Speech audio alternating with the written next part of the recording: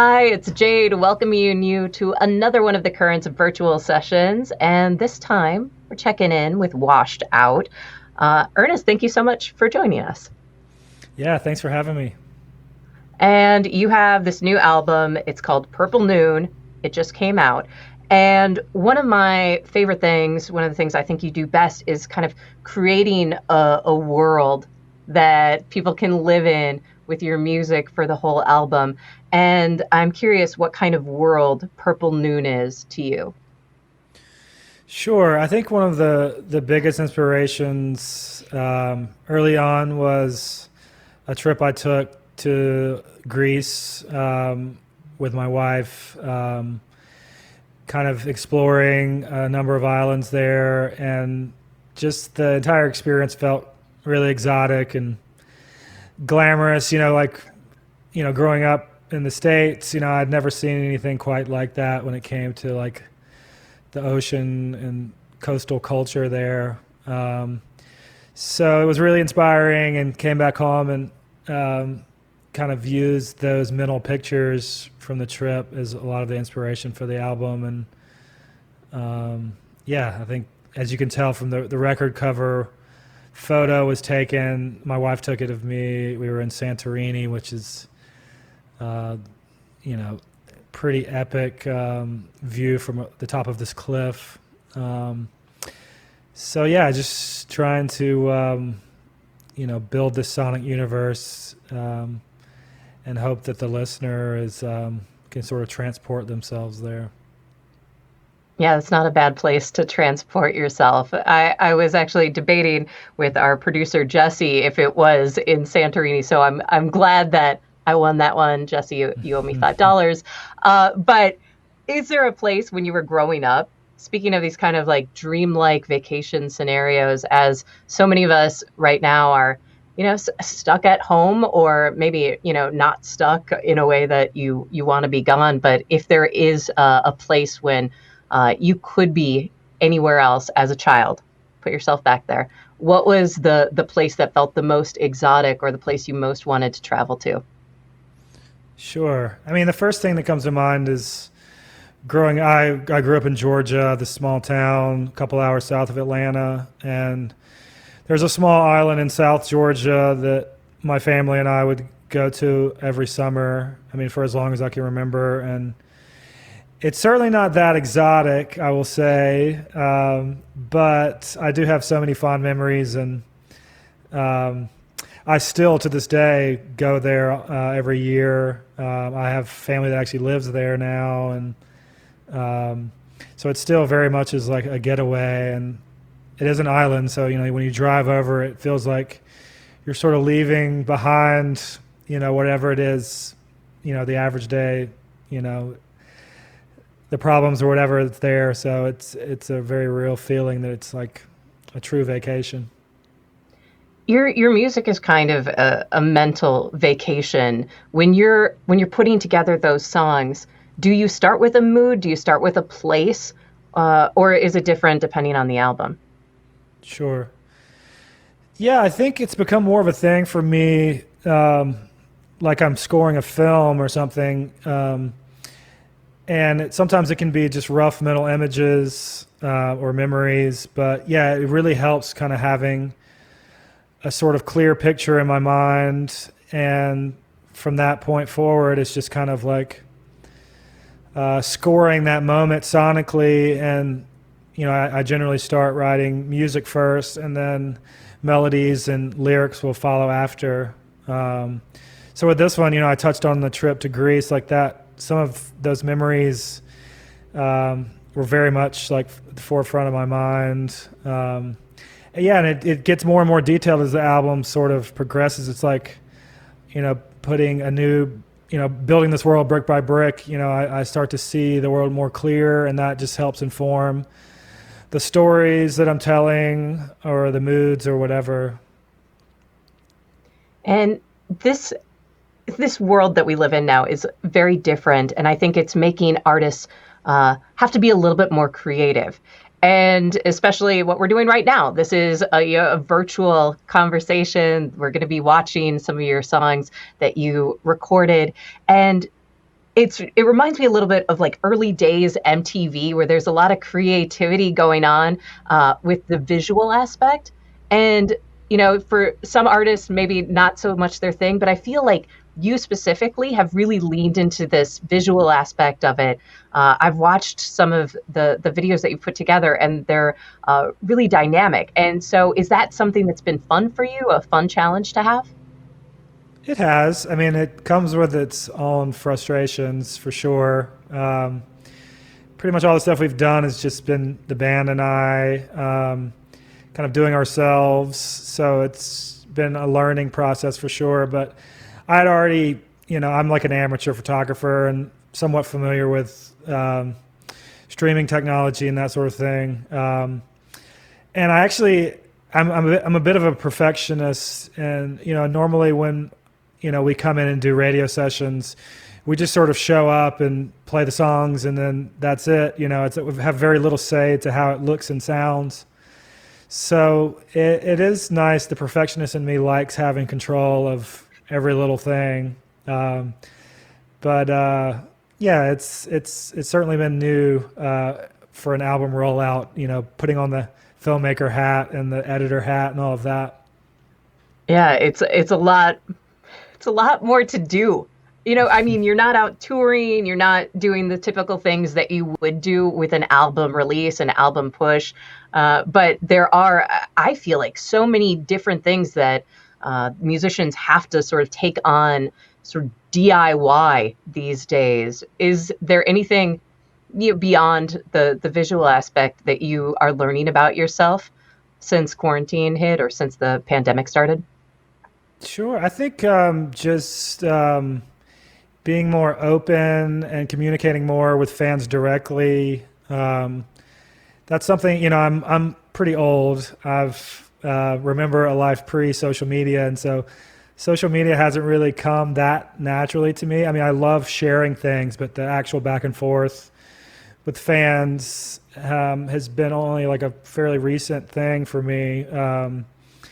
But because we can't tour, that's become more important than ever. And so, I've been doing some like DJ live streams that have been really fun, kind of interacting and seeing people's real time comments. And we also, early on with the album release, the first song, we had like pretty ambitious plans for a music video that was going to be shot in Italy.